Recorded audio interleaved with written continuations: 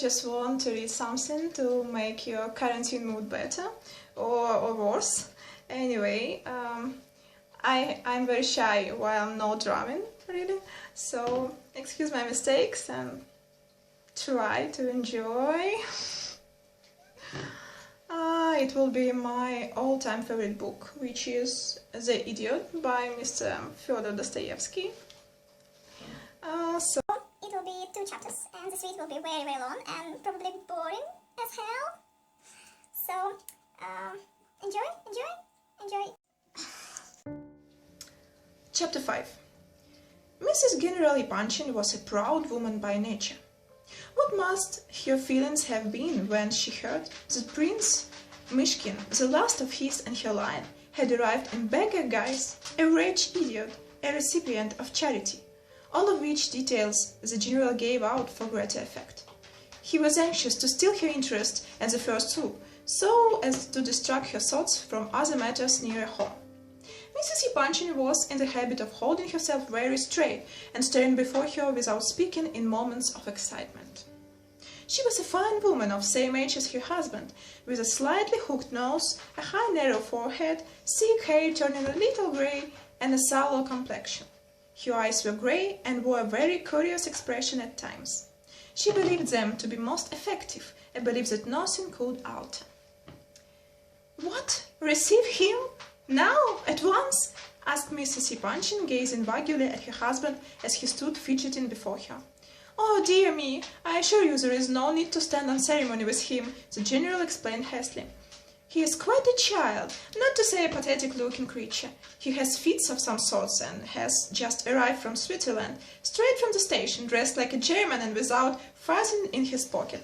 I give him 25 rubles to go on with, and I am going to find him some easy place in one of the government offices.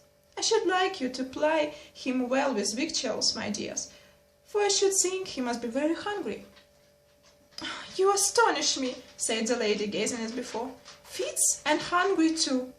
What sort of fits?"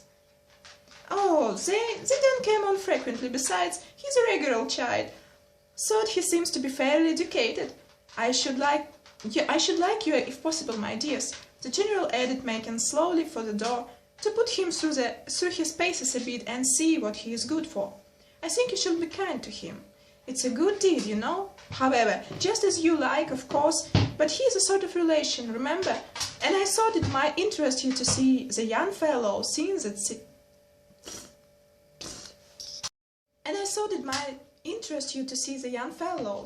it is so." "Oh, of course, Mamma.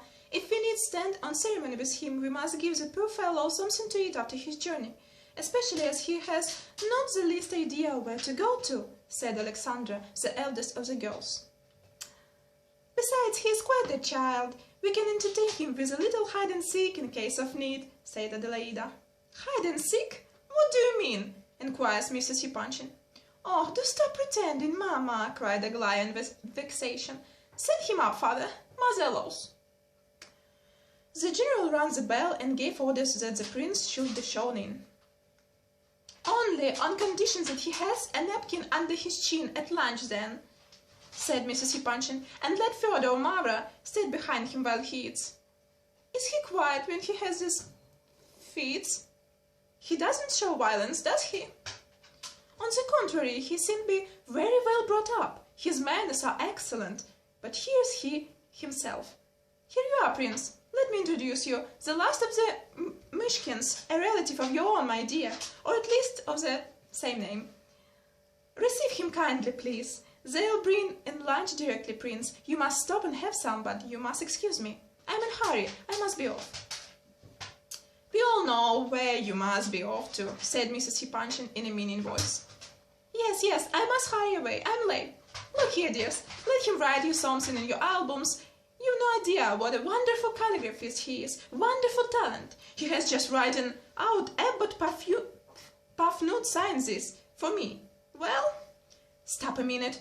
Where are you off to? Who is the abbot? Cried Mrs. Epanchin to her retreat husband in a tone of excited annoyance. Yes, my dear, it was an old abbot at the name.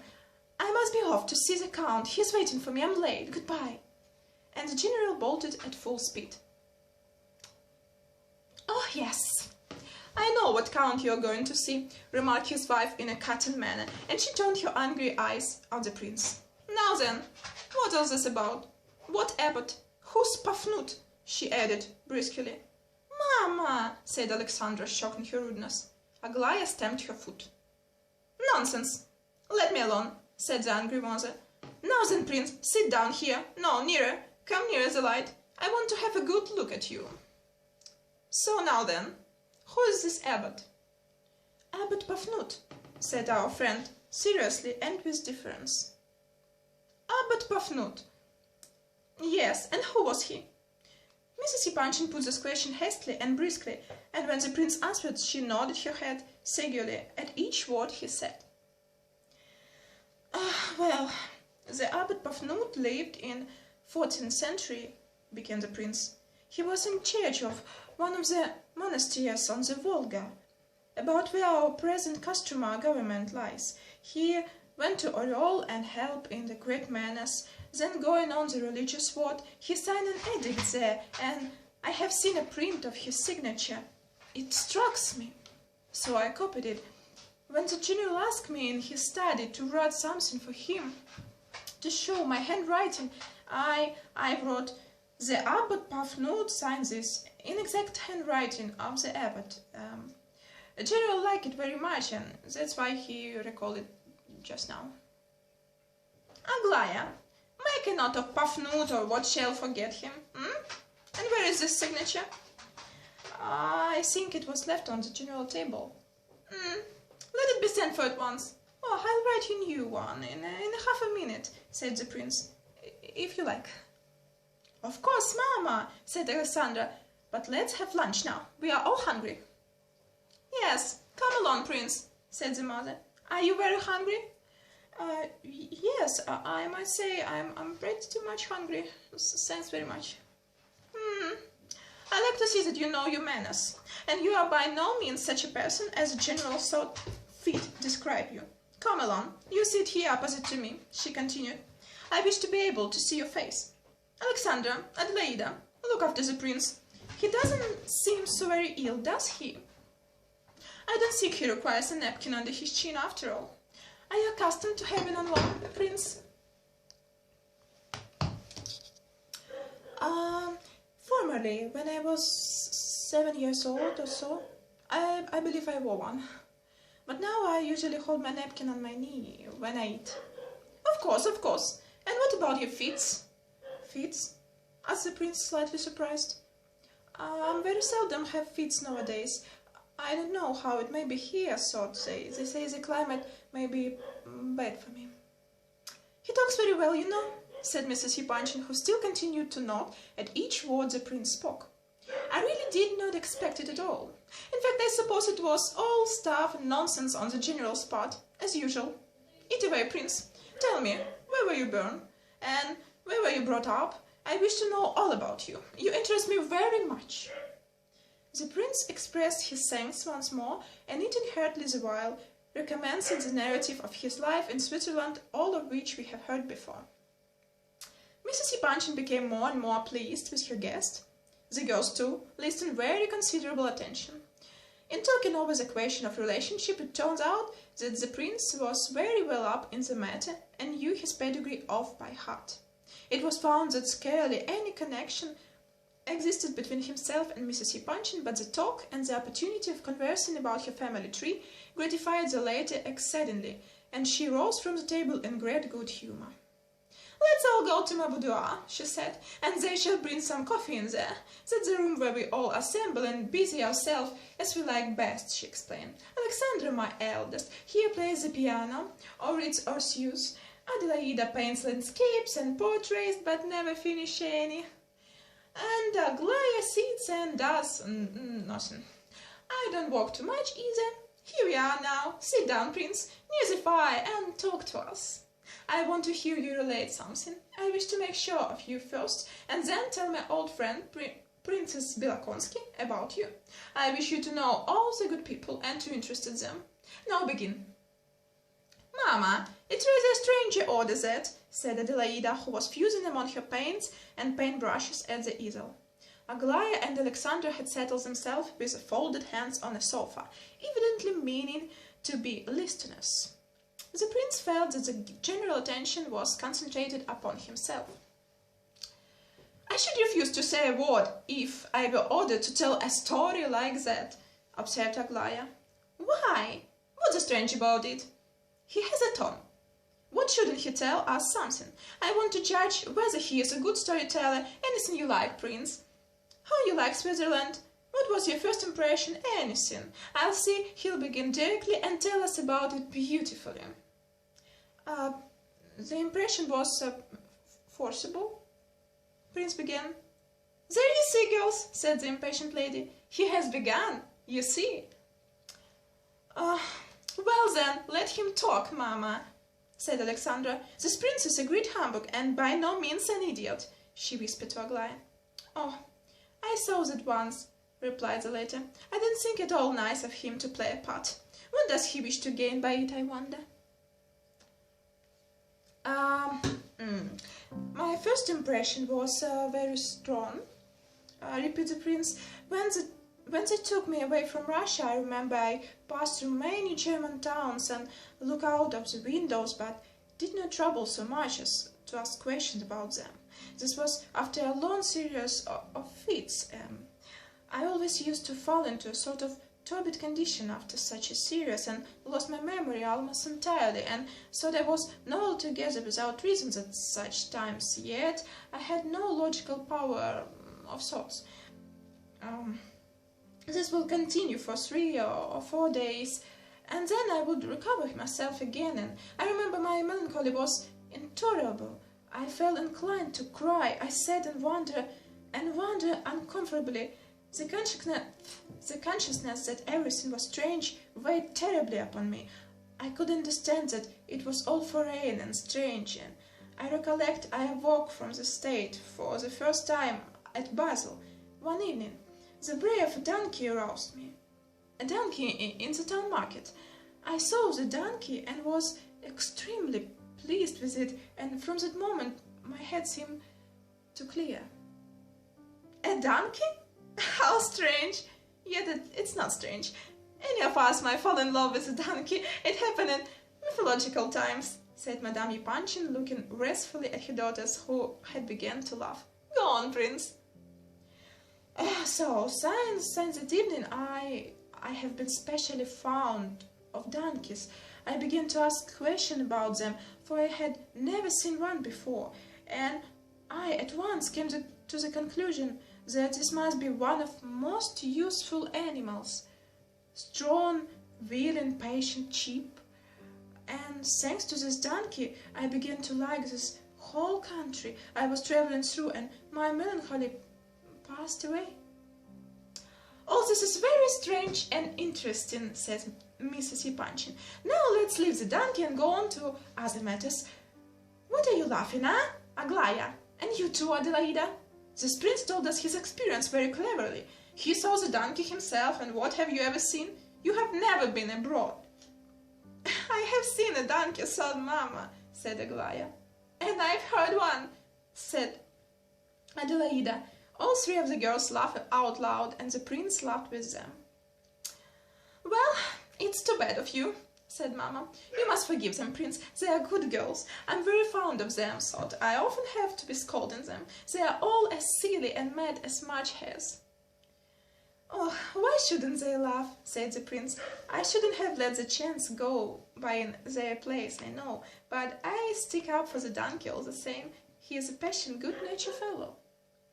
Are you a patient man, Prince? I ask out of curiosity, said Mrs. Epanchin. All laughed again. Oh, that wretched donkey. Again, I see, cried the lady. I assure you, Prince, I was not guilty of the least insinuation. Oh, I assure you, I take your word for it. And the prince continued laughing merrily. I must say, it's very nice of you to laugh. I see you really are a kind-hearted fellow, said Mrs. Epanchin. I'm not always kind, so. I'm kind myself, and always kind too. "If you please," she retorted unexpectedly, "and that is my chief fault, for one ought not to be always kind. I'm often angry with these girls and their father, but the worst of it is I'm always kindest when I'm cross. I'm very angry just before you came, and Aglaya there read me a lesson. Thanks, Aglaya, dear. Come and kiss me there. That's enough," she added as Aglaya came forward and kissed her lips and then her hand. "Now then, go on, Prince. Perhaps you can think of something more exciting than about the donkey, huh?" "I must say again, I can't understand how you can expect anyone to tell you stories straight away so," said Adelaida. "I know I never could." "Yes, but the prince can, because he's clever, cleverer than you are, by 10 or 20 times if you like. There's that's all, Prince. And seriously, let's drop the donkey now. What else did you see abroad besides the donkey?" "Yeah, but the prince told us about the donkey very cleverly all the same," said Alexandra. "I have always been most interested to hear how people go mad and get well again, and that sort of thing, especially when it happens suddenly." Quite so," cried Mrs. Epanchin, delighted.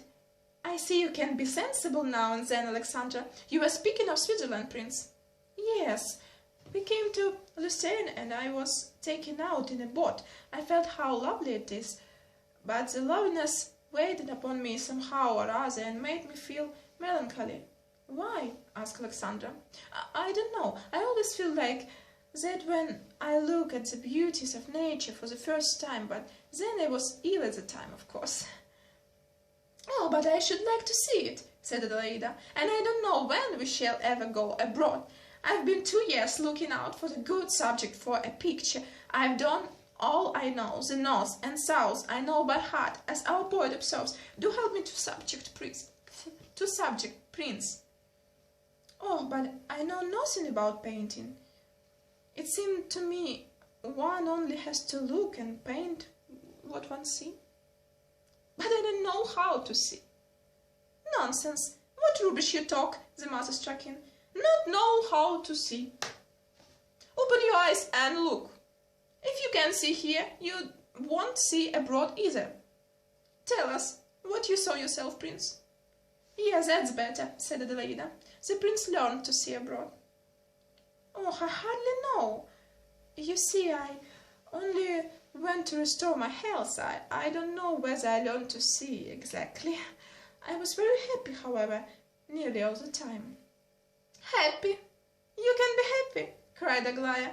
"Then how can you say you did not learn to see? I should think you could teach us to see." "Oh, do teach us," laughed Aglaya. "Oh, I can't do that," said the prince, laughing too. "I lived almost all the while in one little Swiss village. What can I teach you? At first I was only just not absolutely dull, then my health began to improve, then every day became dearer and more precious to me, and the longer I stayed, the dearer became the time to me, so much so that I could not help observing it. But why this was so, it would be difficult to say." "So that you didn't care to go away anywhere else?" "Well, at first I did. I was restless. I didn't know, however, I should manage to support life. You know, there are such moments, especially in solitude. There was a waterfall near us, such a lovely thin streak of water, like a thread, but white and moving. It fell from a great height, but it looked quite low, and it was half a mile away, so that it did not seem 50 paces. I loved to listen to it at night, but it was then that I became so restless. Sometime I went and climbed the mountain and stood there in the midst of the tall pines, all alone in the terrible silence, with our little village in the distance, and sky so blue, and sun so bright, an old ruined castle of mountainside far away. I used to watch the line where earth and sky met, and longed to see and seek there the case of all mysteries, thinking that I might find there a new life, perhaps some great city where life should be grander and richer. And then it struck me, then life may be grand enough even in a prison. I read the last most praiseworthy thought in my manual when I was 12 years old, said Aglaya. "All this is pure philosophy," said Adelaida. "You are a philosopher, Prince, and have come here to instruct us in your views." "Perhaps you are right," said Prince, smiling. "I think I am a philosopher, perhaps, and who knows, perhaps I do wish to teach my views of things to those I met with. Your philosophy is rather like that of an old woman we know, who is rich and yet does nothing but try how little she can spend.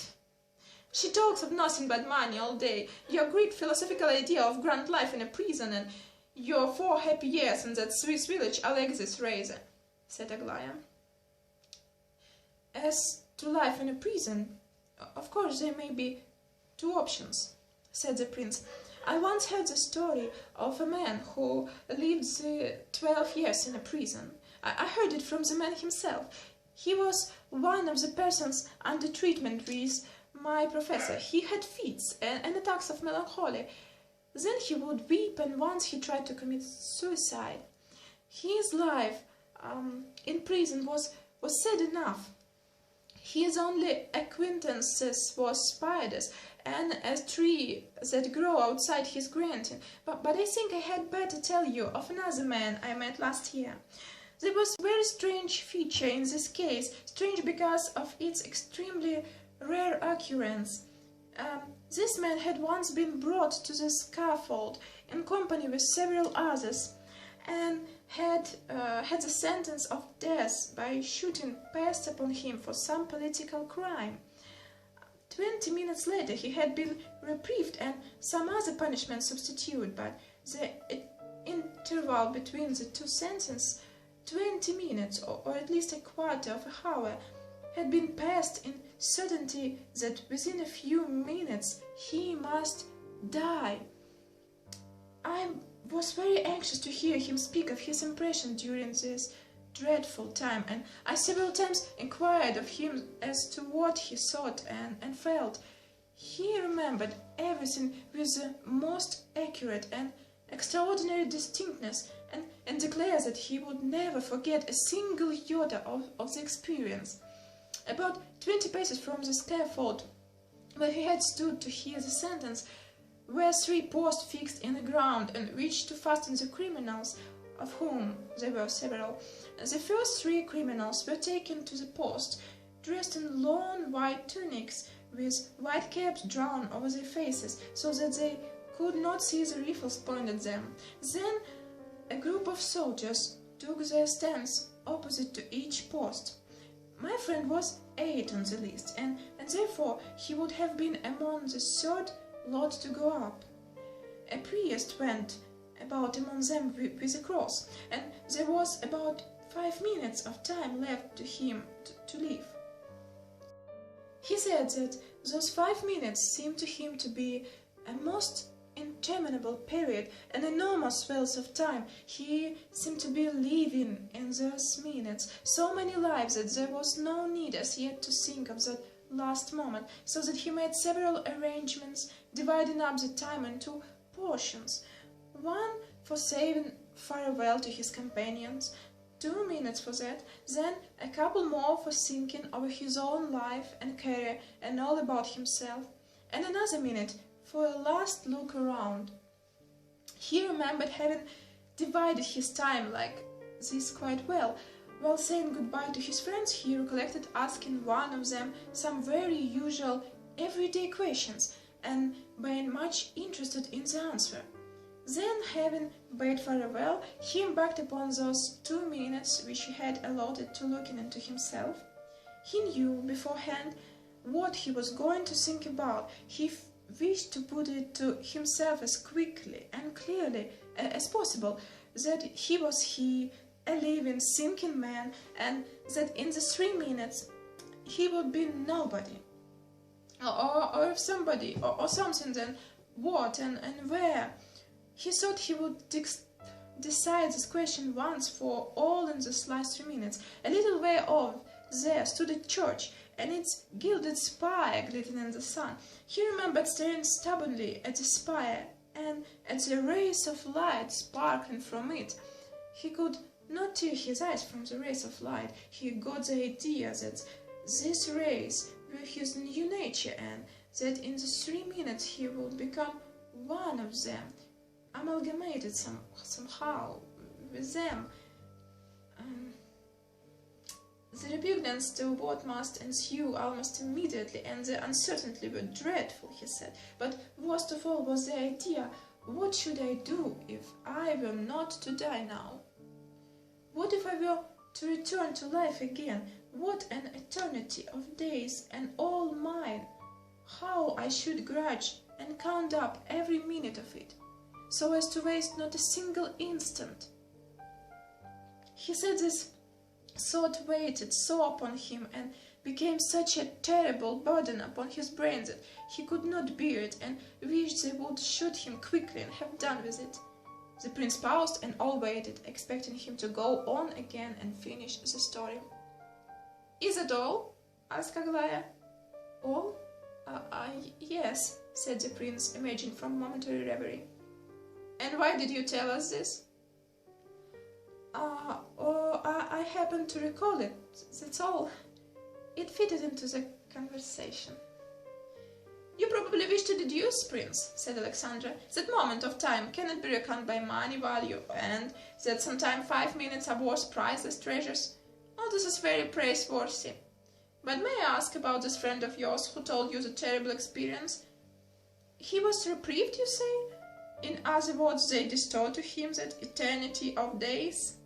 What did he do with this reach of time? Did he keep careful account of his minutes?" "No, he didn't. I asked him myself. He said that he had not lived a bit as he had intended, and had wasted many and many minutes." "Very well. Then there is an experiment, and the thing is proved. One cannot live and count each moment. Say what you like, but one cannot." "That's true," said the prince. "I have thought so myself, and yet why shouldn't one to do it?" "You think, then, that you couldn't live more wisely than other people?" said Aglaya. "I have had that idea." "And you have it still?" Yes, I have it still," Prince replied. He had contemplated Aglaya until now with a pleasant thought raised a timid smile, but as the last word fell from his lips he began to laugh and looked at her merrily. "You are not very modest," said she. "But how brave you are," said he. "You are laughing, and that man's tale impressed me so much that I dreamt of it afterwards. Yes, I dreamt of those 5 minutes." He looked at his listeners again with the same serious, searching expression. "Are you not angry with me?" he asked suddenly, and with a kind of nervous hurry. Also he looked them straight in the face. "Why should we be angry?" they cried. "Only because I seem to be giving you a lecture all the time." And this they laughed heartily. "Please don't be angry with me," continued the prince. "I know very well that I have seen less of life than other people, and have less knowledge of it. I must appear to speak strangely sometimes." He said the last word nervously. "You say you have been happy, and that proves you have lived, not less, but more than people." "Why make all these excuses?" interrupted Aglaya in a mocking tone of voice. "Besides, you need not mind about lecturing us. You have nothing to boast of. With your quietism, and one could live happily for 100 years at least. One might show you the execution of a felon, or show you once a little finger. You could draw a moral from either, and be quite satisfied. That sort of existence is easy enough." "I can understand why you always fly into a temper," said Mrs. Epanchin, who had been listening to the conversation and examined the faces of the speakers in turn. "I do not understand what you mean. What has your little finger to do with it?" "The prince talks well. Thought he is not amusing. He began all right, but now he seems sad." "Never mind, mamma. Prince, I wish you had seen an execution," said Aglaya. "I should like to ask you a question about that if you had." I have seen an execution," said the prince. "You have!" cried Aglaya. "I may have guessed it. That's fit and grown to the rest of the story. If you have seen an execution, how can you say you live happily all the while?" "But is there capital punishment where you were?" asked Adelaida. I saw it at Lyons. Schneider took us there, and as soon as we arrived, we came in for that. Well, and did you like it very much? Was it very edifying and instructive? Asked Aglaya. No, I didn't like it at all, and was ill after that. But I confess I stared as though my eyes were fixed to the side. I could not tear them away. I too should have been unable to tear my eyes away, said Aglaya. They do not at all approve of women going to see an execution there. The women who do go are condemned for it afterwards in the newspapers. That is, by contending that it's not a sight for women, this admits that it's a sight for men. I congratulate them on the deduction. I suppose you quite agree with them, Prince? Tell us about the execution, put in Adelaida. I would much rather not, just now, said the Prince, a little disturbed and frowning slightly. You don't seem to want to tell us, said Aglaya with a mocking air. No, the thing is, I was telling all about the execution a little while ago, and... Whom did you tell about it? The manservant, while I was waiting to see General. Our manservant? Exclaimed several voices at once. Yes, the one who waits in the entrance hall, a greyish, red-faced man. The Prince is clearly a Democrat, remarked Aglaya. Well, if you could tell Alexei about it, surely you can tell us too. I do so want to hear about it, repeated Aglaya. Just now, I confess, began the Prince with more animation, when you asked me for a subject, for a picture, I confess I had serious thoughts of giving you one. I thought of asking you to draw the face of a criminal. One moment before the fall of the guillotine, while the wretched man is still standing on the scaffold, preparatory to placing his neck on the block. What? His face? Only his face? Asked Adelaida. That will be a strange subject indeed. What sort of picture would that make? Why not? The Prince insisted with some warmth. When I was in Basel, I saw a picture very much in that style. I should like to tell you about it. I will some time or other. It struck me very forcibly. You should tell us about the Basel picture another time. Now we must have all about the execution, said Adelaida. Tell us about that face, as it appeared to your imagination. How should it be drawn? Just the face alone, do you mean? It was just a minute before the execution, began the Prince readily, carried away by the recollection and evidently forgetting everything else in a moment. Just at the instant when he stepped off the ladder onto the scaffold, he happened to look in my direction. I saw his eyes and understood all at once, but how am I to describe it? I do so wish you or somebody else could draw it, you if possible. I thought at the time what a picture it would make. You must imagine all that went before, of course, all. He had lived in the prison for some time and had not expected that the execution would take place for at least a week or yet. He had counted on all the formalities and so on taking time, but it so happened that his papers had been got really quickly. If at 5 o'clock in the morning he was asleep, it was October, and at 5 in the morning it was cold and dark.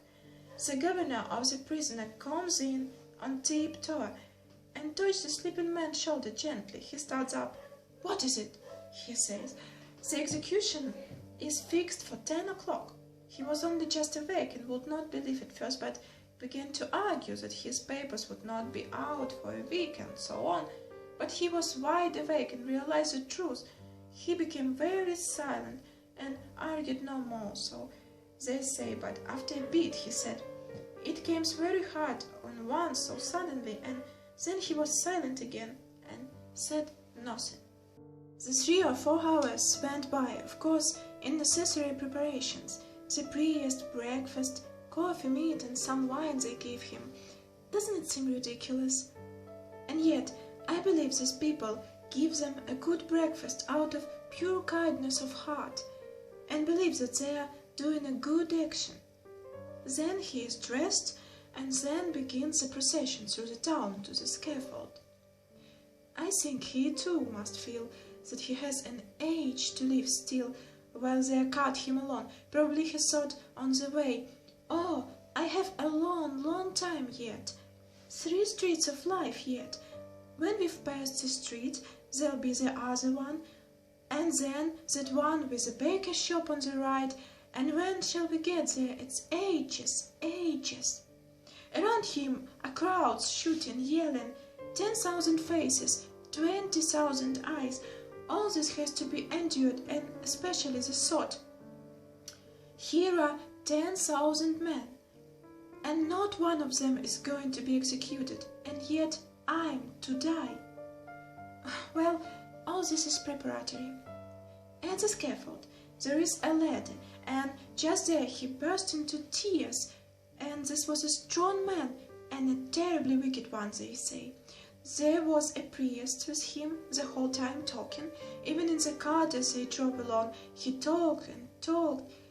Probably the other heard nothing. He would begin to listen now and then, and at the third word or so he had forgotten all about it. At last he began to mount the steps. His legs were tired, and so he had to take very small steps. The priest, who seemed to be a wise man, had stopped talking now and only held the cross for the wretched fellow to kiss.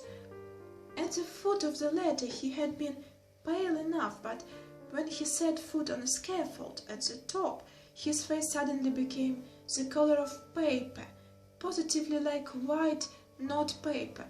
His legs must have become suddenly feeble and helpless, and he felt it choking in his throat, the sudden feeling one has in a moment of terrible fear, when one does not lose one's wits, but is absolutely powerless to move.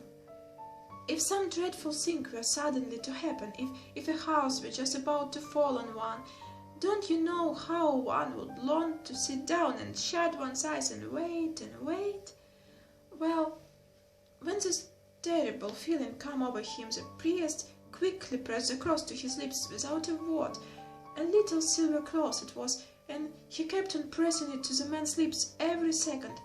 And whenever the cross touched his lips, the eyes would open for a moment and the legs moved once, as he kissed the cross greedily, hardly, just as thought he was anxious to catch hold on something in case of its being useful to him afterwards, so he could hardly have had any connected religious thoughts at the time. And so, up to the very block. How strange that criminals seldom swoon at such a moment. On the contrary, the brain is especially active and work incessantly, probably hard, like an engine at full pressure. I imagine that various thoughts must beat loud and fast through his head, all unfinished ones and strange and funny thoughts very likely, like this, for instance. That man is looking at me, and he has a wart of his forehead, and the executioner has burst one of the buttons, and the lowest one is all rusty. And meanwhile he notices and remembers everything. There is one point that cannot be forgotten, around which everything else dances and turns about, and because of this point he cannot faint, and this lasts until the very final quarter of a second, when the wretched neck is on the block and the victim listens and waits and knows that's the point. He knows that he is just now about to die, and listens for the rasp of the iron over his head. If I lay there, I should certainly listen for that grating sound and hear it too. There will be probably but the tenth part of an instant left to hear it in, but one would certainly hear it. And imagine, some people declare that when the heads fly off, it's a conscious of having flown off. Just imagine what a scene to realize. Fancy if consciousness were to last for even 5 seconds. Draw the scaffold so that Only the top step of the ladder comes in clearly. The criminal must be just stepping onto it, just his face as white as not paper. And the priest is holding the cross to his blue lips, and the criminal kisses and knows and sees and understands everything. The cross and the head, there is your picture. The priest and the executioner, with his 2 assistants and a few heads and eyes below. Those might come in as subordinate accessories, a sort of mist. There is a picture for you. The prince paused and looked around. Certainly that isn't much like quietism, murmured Alexandra half to herself. Now tell us about your love affairs, said Adelaida after a moment's pause. The prince gazed at her in amazement. Do you know, Adelaida continued, you offer us a description of the Basil picture, but first I wish to hear how you fell in love. Don't deny the fact, for you did, of course. Besides, you stop philosophizing when you are telling about anything. Why are you ashamed of your stories the moment after you have told them? Asked Aglaya suddenly. How silly you are, said Mrs. Hipanchin, looking indignantly towards the last speaker. Yes, that wasn't a clever remark, said Alexandra. Don't listen to her, Prince, said Mrs. Hipanchin. She says the sort of things out of mischief. Don't think anything of this nonsense. It means nothing. They love to chaff, but they like you. I can see it in their faces. I know their faces. I know their faces too, said Prince, with a peculiar stress on the word. How so? Asked Adelaida with curiosity. What do you know about our faces? Exclaimed the other two in chorus. But the prince was silent and serious. All awaited his reply. I tell you afterwards, he said quietly. Ah, you want to arouse our curiosity, said Aglaya, and how terribly solemn you are about it. Very well, interrupted Adelaida. Then if you can read faces so well, you must have been in love. Come now, I've guessed. Let's have the secret. I have not been in love, said the prince, as quietly and seriously as before. I have been happy in another way. How? Well, I tell you, said the prince, apparently in a deep reverie.